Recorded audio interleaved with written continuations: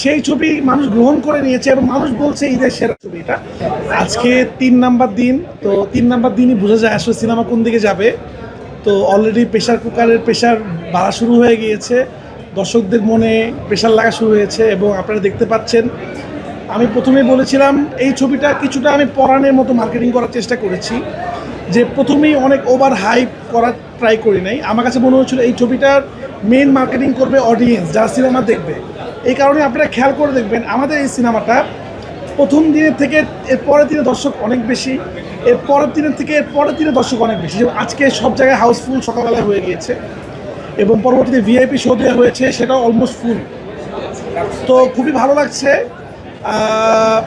আমাকে সবাই বলেছিল যে যেহেতু এই ছবিতে ওরকম কোনো নায়ক নাই, এই ছবিটা মানুষ দেখবে না। তো দর্শক জবাব দিয়ে দিল। আমি দর্শকদের জিজ্ঞেস করছিলাম আপনারা কেন দেখছেন, বলছে এখন আমাদের কাছে গল্পই আসলে মেইন এবং গল্পটার জন্য আমরা দেখতে আসছি এবং ভালো ভালো অভিনেতা অভিনেত্রী এখানে আছে এবং মেয়েদের জন্য আমরা দেখতে এসেছি।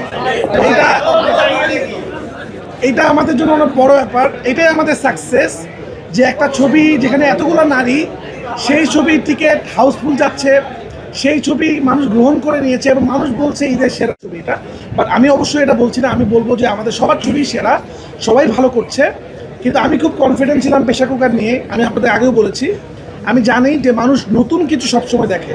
দেখেন, আমি চাইলে সেফ সিনেমা বানাতে পারতাম, সেফ গেম, একটা রোমান্টিক ছবি তুফান 2 অথবা সুড়ঙ্গ 2, অথবা আমি যে ধরনের সিনেমা আগে বানাইছি আর কি, যেগুলো খুব ফরম্যাটেড ছবি, যেরকম ছবি মানুষ দেখেই, মানে একটা আইটেম সং থাকবে দুষ্টুকিলের মতো, একটা রোমান্টিক সং থাকবে, একটা ফাইট থাকবে, লাস্টে একটা টুইস্ট দিয়ে সিনেমাটা শেষ হয়ে যাবে। বাট আমার কাছে মনে হচ্ছে না, সেফ গেম না খেলে আমরা নতুন কিছু করি।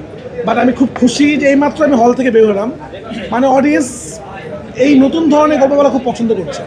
তা আপনাদের সবাইকে ধন্যবাদ। আপনাদেরকে বলবো আপনারাও চান্স পেলে ছবিটা দেখবেন, আশা করি প্রেশার কুকার আপনার ভালো লাগবে।